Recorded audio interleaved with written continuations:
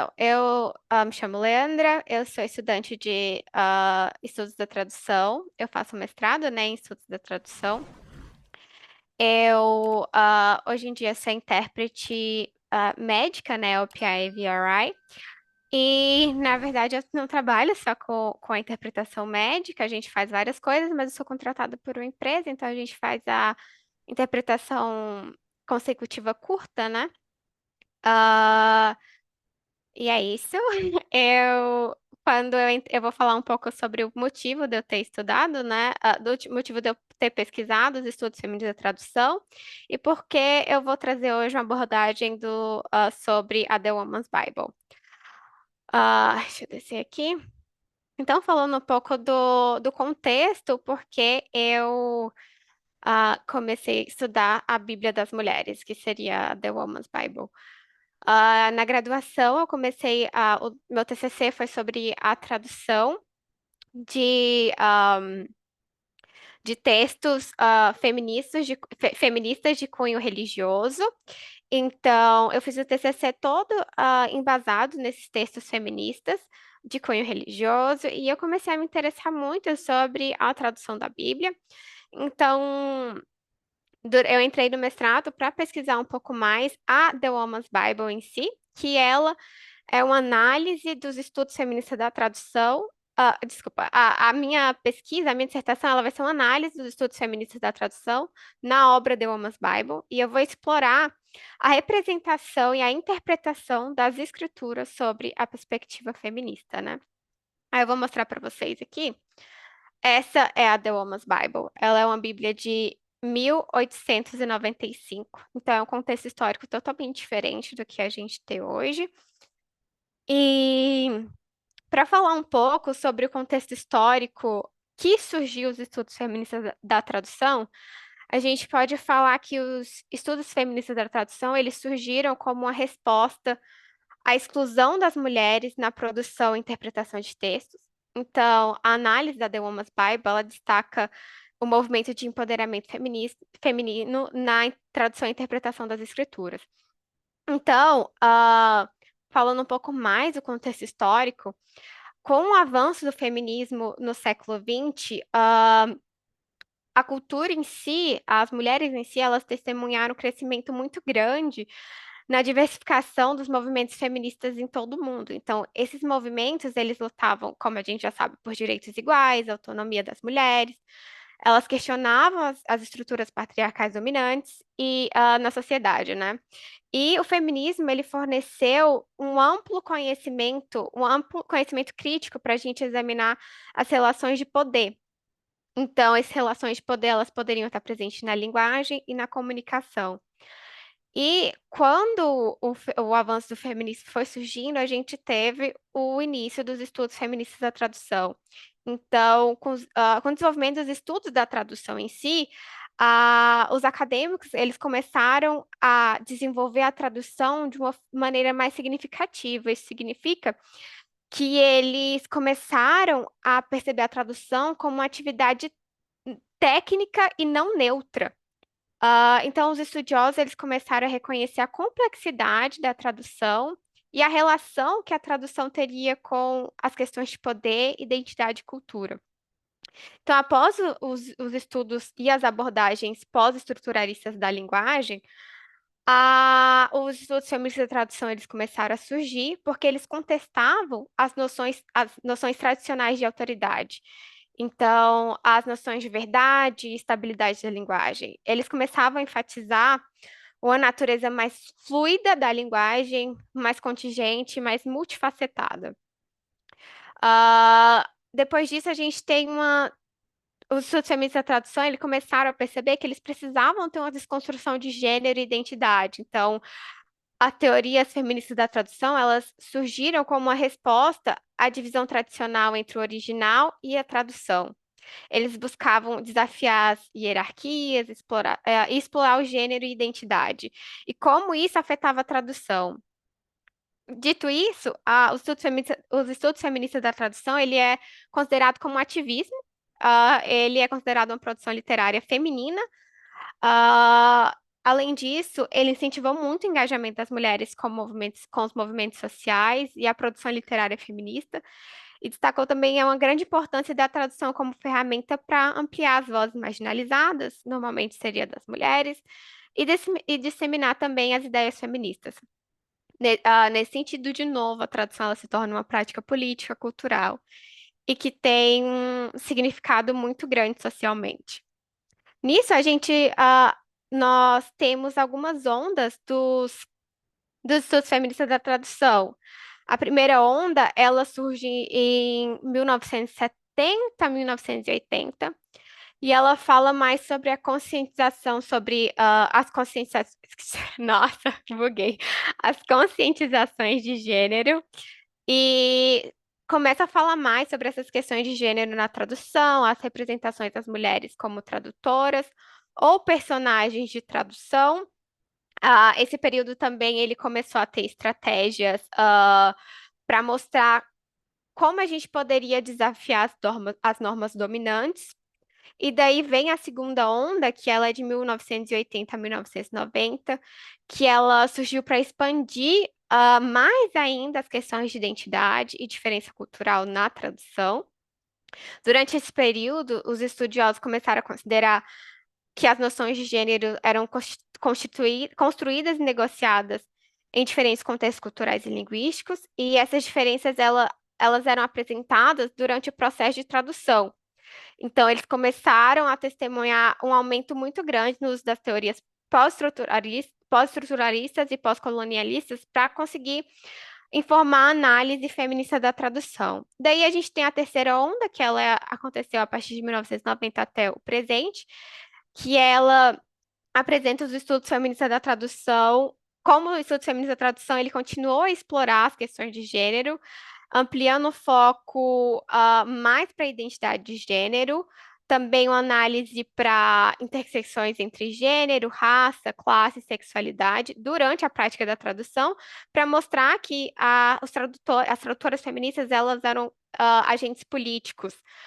Então, que as traduções, anteriormente, as traduções, elas moldavam alguns discursos dominantes. Então, ah, os estudos feministas da tradução surgiram para desafiar e começar a subverter essas normas de traduções dominantes. Com isso, a gente vai falar mais um pouco dos estudos feministas da tradução, que ele é uma teoria feminista da tradução que enfatiza a importância da voz feminina na interpretação e traduções de textos, desafiando as normas patriarcais. E eu também vou falar um pouco da The Woman's Bible, que é uma teoria, a teoria da The Woman's Bible é aplicada para trazer à tona as perspectivas femininas nas escrituras. Então, quando a gente fala de estudos feministas da tradução, a gente tem o encontro, né, do feminismo e a tradução, e esse encontro, ele se deu a partir do momento que os tradutores eles começaram a perceber que eles precisavam examinar a tradução como prática e combinar isso com a teoria feminista, destacando que a teoria pós-estruturalista ela influenciou completamente a compreensão da linguagem e a compreensão da linguagem como produtora de significados polissistêmicos. Então, começou a subir os estudos feministas da tradução, ele começou a subverter conceitos que antes eram pré-determinados, conceitos como autoria e fidelidade. Então, agora, eles desempenhavam um papel na desconstrução de hierarquia no campo da tradução. E isso, se dá por meio também da prática feminista da tradução. Então, isso começou lá no Canadá, que as tradutoras feministas começaram, influenciadas pelo feminismo francês, desenvolveram práticas de tradução, e essas práticas elas tinham a intenção de subverter discursos misóginos e patriarcais e androcêntricos na linguagem.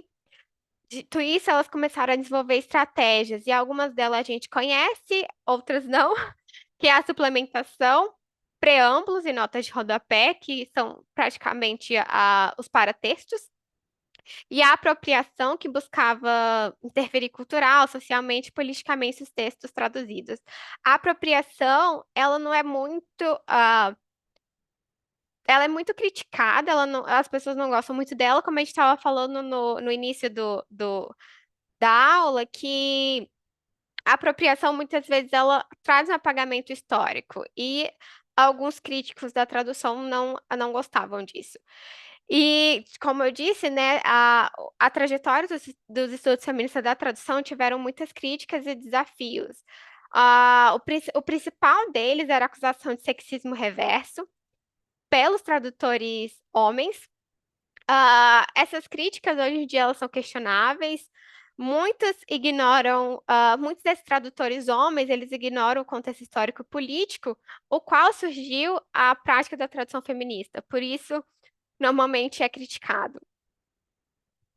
Alguns resultados que a gente pode ter, que nós tivemos para os estudos da tradução com os estudos feministas da tradução, foi ah, foi como as tradutoras feministas, elas incentivaram o crescimento da tradução como campo de estudos e um campo de estudos de gênero. Então, começou a ter uma abordagem mais consciente, uma abordagem de política de tradução. Então, a tradução, o estudo feminista da tradução começou a reconhecer o papel do tradutor como um papel ativo na produção de significados. Então, começou a reconhecer o papel de desconstrução de hierarquias linguísticas e sociais por meio do tradutor, da tradutora. Com isso, durante todo esse processo, nós já tínhamos alguns textos, que usavam, o termo, tradução inclusiva, não tradução feminista, e um desses textos e livros é o The Woman's Bible, e ele foi escrito por Elizabeth Cady Stanton. Elizabeth Cady Stanton, ela foi uma líder dos direitos das mulheres, e ela foi uma figura muito importante para o movimento sufragista nos Estados Unidos durante o século XIX. Ela nasceu em 1815 e faleceu em 1902. Ela foi uma das principais organizadoras da Convenção de Seneca Falls, de 1848. E daí esse foi o primeiro encontro público sobre os direitos das mulheres nos Estados Unidos. Nessa convenção também foi redigida a Declaração de Sentimentos, que defende a igualdade de direitos para as mulheres, incluindo o direito de voto. E a Elizabeth Cady Stanton, ela, falando um pouco da história dela, ela era uma filha de juiz, então é importante colocar que ela não vivia talvez na classe média, ela não era pobre. E ela era uma mulher branca, importante dizer também. E o pai dela, como eu disse, ele era um juiz, e às vezes ela via algumas mulheres indo para casa dela, ou ela assistia a algum julgamento que o pai dela realizou, e ela via como as mulheres iam no escritório do pai delas desesperadas, pedindo para que ele ajudasse elas, porque os maridos delas abusavam delas, roubavam dinheiro ou gastavam o dinheiro delas com bebidas. Então, todas as vezes que ela percebia que a mulher saía triste lá da casa dela ou do tribunal, ela percebia que a lei protegia sempre os maridos. E porque a lei dizia que o salário e a herança da esposa pertencia ao marido. Porque durante o casamento, o homem e a mulher eles se tornavam um só. Por isso, toda a herança era para o marido e todo o dinheiro era para o marido. Então, com isso, ela começou a perceber que o pai dela, para dar a sentença, ele olhava alguns livros. Então, depois dos julgamentos, ela começou a olhar os livros que o pai dela lia e começou a guardar esses livros porque ela estava na intenção de cortar eles e destruir. Quando o pai dela percebeu que isso estava acontecendo, ele disse que não adiantaria rasgar os livros porque existia uma lei maior. Então, quando a Elizabeth Cady Stanton ela começou a crescer e frequentar a faculdade, a universidade, ela começou a participar de movimentos abolicionistas que defendiam a igualdade social dos negros. Ela foi um papel muito importante no movimento da temperança, que era baseado em ideais sociais, religiosos, que era para acabar com problemas como a prostituição e o álcool. E ela começou a escrever o The Woman's Bible. Ah, essa é a Elizabeth Cady Stanton. tá? Essa é a Elizabeth Stanton. E falando um pouco mais dela, teve um período que marca a história dela, que ela juntou com algumas amigas na igreja e tinha um conhecido delas que precisava de dinheiro para estudar teologia. Então, ela começou a juntar dinheiro com as amigas dela, fez barraquinhas e várias coisas para juntar dinheiro para dar para esse cara. E ele, assim que ele terminou o curso, ele foi dar o primeiro sermão dele. E o primeiro sermão dele foi baseado em 1 Timóteo 2:21, que fala que a mulher, ela não precisaria nem ensinar, nem usurpar a autoridade do homem, mas que ela precisava ficar em silêncio. E esse, te, é- esse sermão dele chocou muito ela, porque do texto fala que in silence and in shock, ela se levantou e saiu da igreja, porque ela levou esse sermão pro pessoal, assim, esse cara tá falando esse sermão pra mim porque eu sou uma mulher de autoridade. Então, passado algum tempo, ela começou a escrever a The Woman's Bible, porque ela percebeu que a Bíblia, ela não era um livro diretamente inspirado por Deus, mas sim um livro escrito por seres humanos em contextos específicos. Então, a partir daquele momento que ela percebeu isso, ela percebeu que a Bíblia não era mais um livro sagrado, mas era um livro que estava sujeito a análise textual, análise histórica e análise literária, como qualquer outro livro. Então, a Bíblia já, para ela, já não era mais a voz de Deus, mas a memória de um povo. E daí ela não conseguia entender porque as mulheres iam às igrejas e ouviam tão docilmente os sermões que declaravam que elas eram seres inferiores e causadores da ideia do homem. Para isso, isso não entrava na cabeça dela.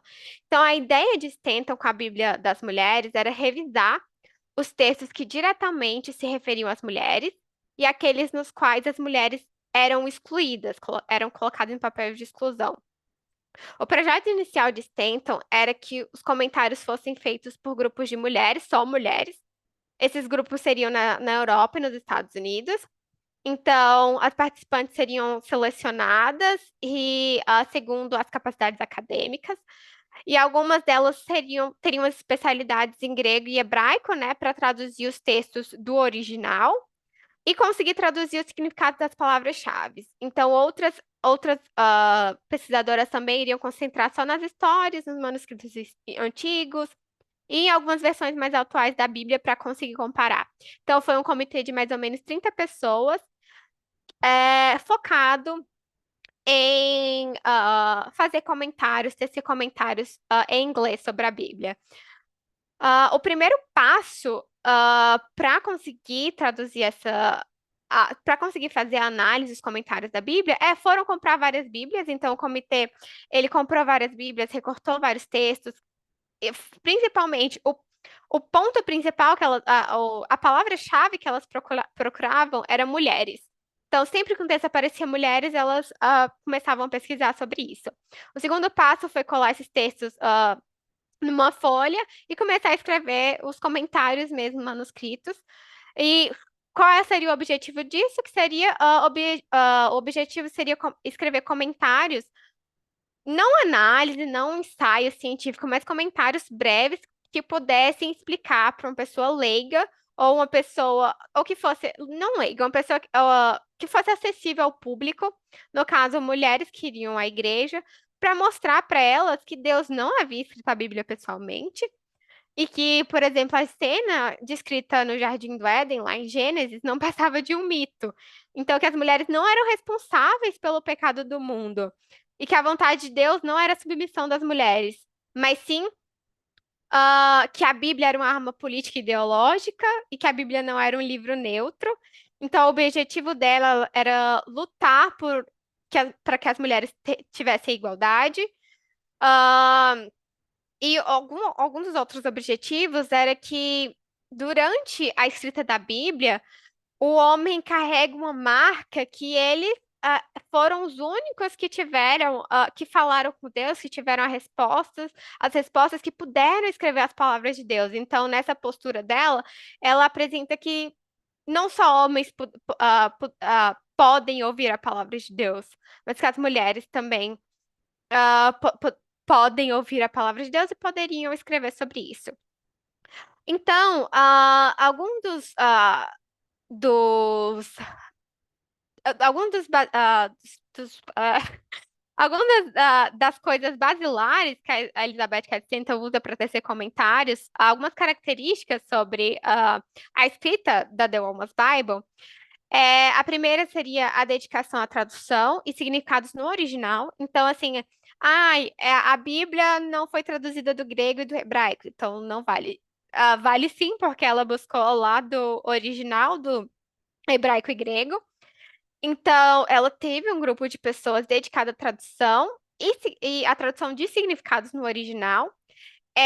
O segundo ponto, ela buscou em histórias da Bíblia, histórias de Bíblia, sobre a Bíblia. Ela pesquisou antigos manuscritos e teorias sobre a Bíblia. Teve uma comissão de 30 membros. No final, teve uma edição para formar todo o compilado.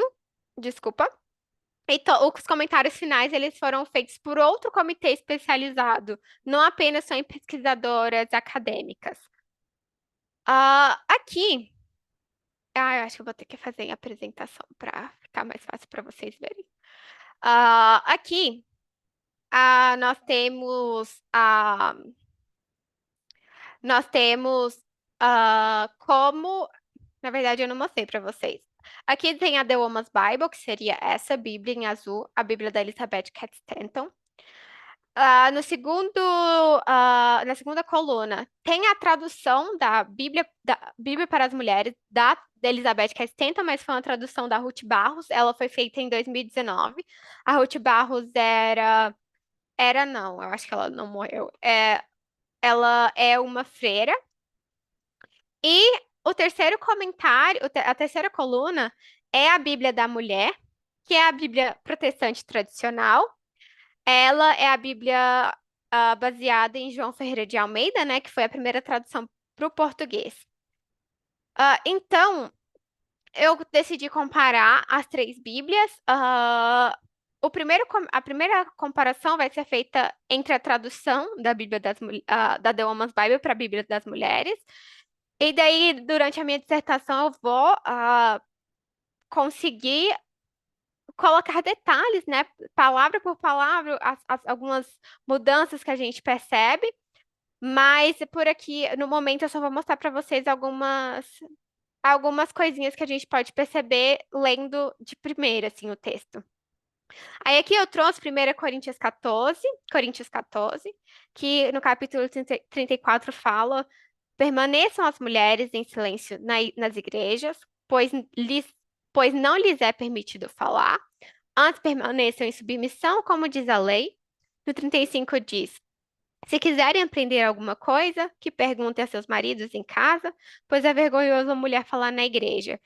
Então, durante os comentários de Stanton, na Bíblia das Mulheres, ela fala que o significado desse texto é que as mulheres, os pastores falavam que as mulheres elas faziam perguntas perturbadoras, assim, perguntas que às vezes tiravam, eles não conseguiam responder.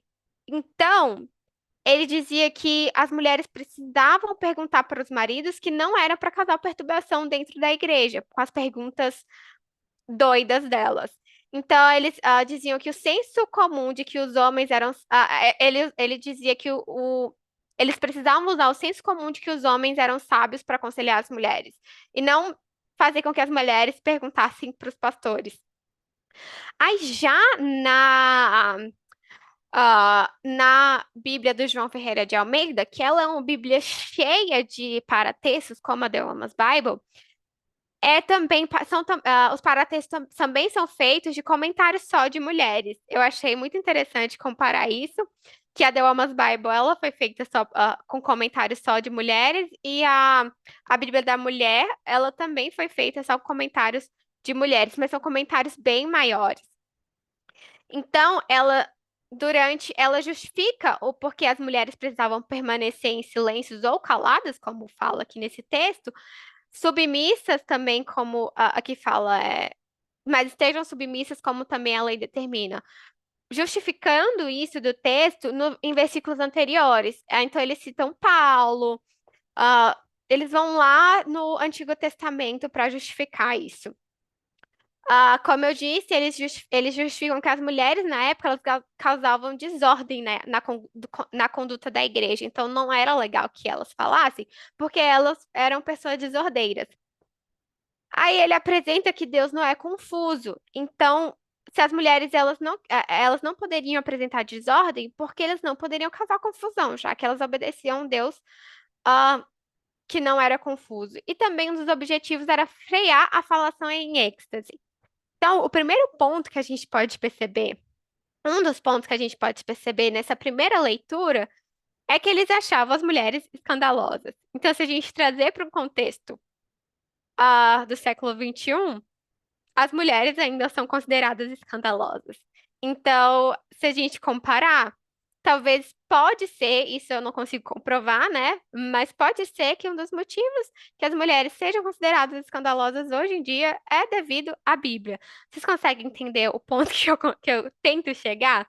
Mas eu não consigo comprovar isso, então eu só estou apresentando mesmo. Aí, aqui, só para mostrar para vocês como são feitos os comentários. Aqui em cima é o texto. Desculpa. Aqui no meio é o texto. Ela não traduz a Bíblia inteira, ela traduz só partes da Bíblia. E aqui em cima e aqui embaixo, na fonte maior, são os comentários feitos. Então, esse primeiro foi feito pela LS. E esse último foi feito pela Elizabeth Cady Stanton. Eu acho que essa daqui é a Lucrécia. Então, vocês podem ver que é muito interessante os comentários que ela faz, porque são comentários grandes e bem formulados. Eu trouxe outro. Eu não consigo ver se alguém fez pergunta, então eu vou continuar falando. É, Aqui eu trouxe outro capítulo, que é outro texto, que está lá em 1 Timóteo 2. Vou ler a tradução novamente, que diz assim. O versículo 9. Da mesma forma, quero que as mulheres se vistam modestamente, com decência e discrição, não se adornando com tranças, nem ouro, nem pérolas, nem roupas caras, mas com boas obras, como convém às mulheres que professam adorar a Deus.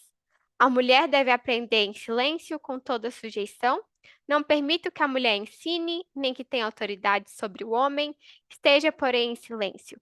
Porque primeiro Adão foi formado e depois Eva. E Adão não foi enganado, mas a mulher, que tendo sido enganada, tornou-se transgressora.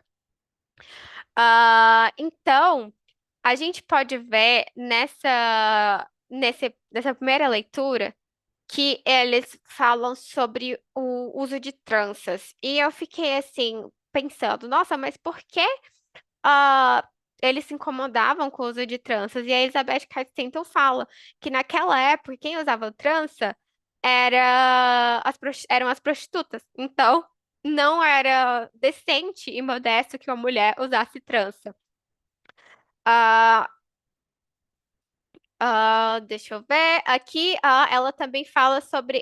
Aí a gente, como eu disse, né, a gente pode comparar a mulher na América hoje em dia, né? Porque naquela época as prostitutas usavam tranças. Hoje em dia todo mundo usa trança. E também a Elizabeth Cady Stanton, ela questiona as falas sobre Jesus. Então aqui, ela diz que ela não acha certo que Jesus tenha falado isso, sendo que Jesus foi um ser que sofreu tanto, mas a gente sabe que a Bíblia foi uma inspiração, então não foi Jesus que falou isso, e daí a gente pode até contestar o que Elizabeth Cady Stanton fala, que essa pesquisa dela talvez esteja errada em falar que Jesus comentou isso. Aí eu vou ler para vocês também a versão da Bíblia da mulher, ah, a protestante, a Bíblia protestante, que fala assim: da mesma sorte que as mulheres em traje decente se atraviem com modéstia e bom senso, não com cabeleira frisada e com ouro, ou com pérolas, ou vestiários dispendiosos. E daí eu achei interessante como na primeira parte, na tradução, na versão original, está escrito braided hair, teve a tradução de trança, e na Bíblia do João Ferreira de Almeida foi traduzido como cabeleira frisada. Eu já levei pro lado racista, que seria por que cabeleira frisada? Sendo que normalmente quem tem o cabelo frisado é um cabelo ondulado, que seria mais difícil de se controlar, não um cabelo liso. Então, seria um ponto que eu trouxe para isso, não que Elizabeth Kensington tenha falado, eu trouxe. Ah, Porém, com boas obras, como é próprio para as mulheres que confessam ser piedosas, a mulher aprende em silêncio com toda a submissão e não permite que a mulher ensine nem exerça autoridade de homem. Esteja, porém, em silêncio, porque primeiro Adão foi formado, depois Eva, e Adão não foi iludido, mas a mulher sendo enganada caiu em transgressão. Então, aqui ela fala sobre na Bíblia protestante também cita Paulo no Antigo Testamento ela fala que os ministérios femininos de hoje que a mulher precisa exercer é ensinar a palavra de Deus.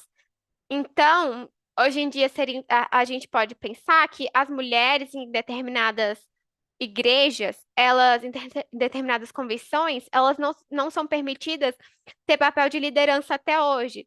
Tem igrejas que não permitem que as mulheres exerçam papel de pastora. Então, se a gente pode pensar que realmente a Bíblia ela ah, influencia a sociedade e as igrejas até hoje. Ah, outro ponto interessante a se falar é por que que eu escolhi falar só sobre o Novo Testamento. O Novo Testamento ele conta a trajetória de Jesus. Ele não conta a trajetória do povo judeu. Ele conta a trajetória de Jesus. Ai, meu Deus, bugou. A trajetória de Jesus e a sua caminhada aqui na Terra. E então o Antigo Testamento ele fala a caminhada do povo judeu e as inspirações que Deus dava para os seus apóstolos. Ai, meu computador travou. Vamos ver aqui. Foi. Passar só uma vez que tem um slide antes da conclusão. Ai, deixa eu ver se vai. Uh-oh.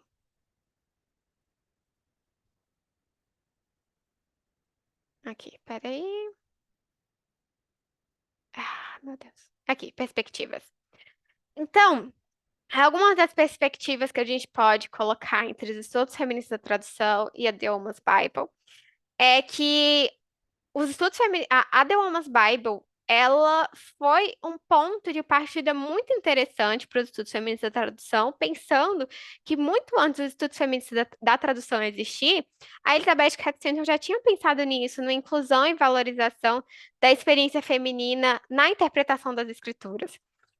Então, a tradução feminista da Bíblia, ela tem um impacto significativo na sociedade contemporânea, porque ela desafia as normas de gênero, promovendo a inclusão e a igualdade. E muitas pessoas podem não concordar com isso, porque a Bíblia, hoje em dia, ela é o texto, ela é o livro mais comprado e lido mundialmente. Então, é muito impactante imaginar que uma pessoa esteja desafiando essas normas que foram estabelecidas na Bíblia, né?